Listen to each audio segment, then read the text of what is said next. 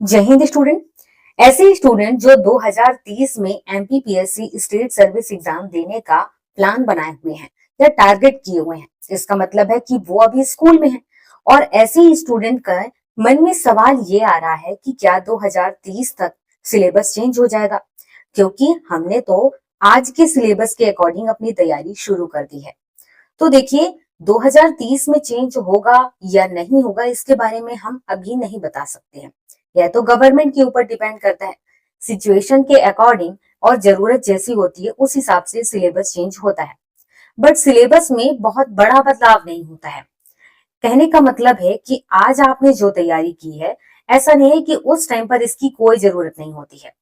जब syllabus change होता है तो उसमें से कोई एक टॉपिक हटा दिया जाता है या कोई एक छोटा मोटा टॉपिक जोड़ दिया जाता है। एक एग्जाम्पल से समझिए। अभी हाल ही में जो आप प्रीलिम्स के पहले पेपर का सिलेबस पढ़ते हैं, तो उसमें आपको history, geography, polity, economic, MPG के करंट अफेयर ये पढ़ना होता है। यही चीजें उस टाइम पर भी पढ़नी है। अभी कुछ साल पहले यहाँ पर कहा गया था कि आपको एससी एसटी से रिलेटेड अलग एक्ट कहा था पढ़ने के लिए। फिर उसके बाद में इसे हटा दिया गया। ये सिलेबस में थोड़ा सा चेंजेस है। इसके अलावा अभी हाल ही में फिर थोड़ा सा चेंजेस हुआ, जिसमें एमपी से रिलेटेड जो जनजाति वाला टॉपिक है वो पहले किसी एक टॉपिक के साथ ऐड था। अब उसे अलग से कह दिया गया है कि एक यूनिट बनाकर आप उसे पढ़िए। इसका मतलब है कि आप इसे समझ सकते हैं कि इस टाइप के बदलाव होते हैं। ऐसा नहीं है कि पहले एमपी हिस्ट्री पूछा जाता था और अब नहीं पूछा जाएगा, या पहले इंडियन हिस्ट्री पूछी जाती थी और अब नहीं पूछा जाएगा। ऐसा नहीं है। ये काफी कंपलसरी वाली चीजें हैं और ये तो पूछे ही जाएंगे।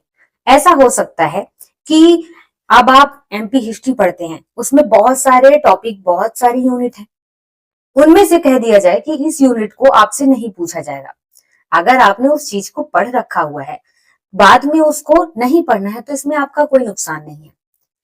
ऐसा भी हो सकता है कि एमपी हिस्ट्री के किसी एक टॉपिक को कहा जाए कि इसमें एक और टॉपिक ऐड किया जाता है, अब आपको ये भी पढ़ना है।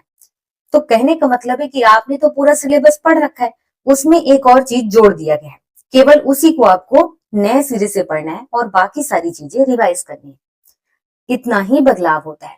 तो ध्यान रखिए, पूरे सिलेबस में हर टॉपिक नहीं बदल जाता है। पूरे सिलेबस में केवल एक दो टॉपिक या तो घटा दिए जाते हैं या बढ़ा दिए जाते हैं।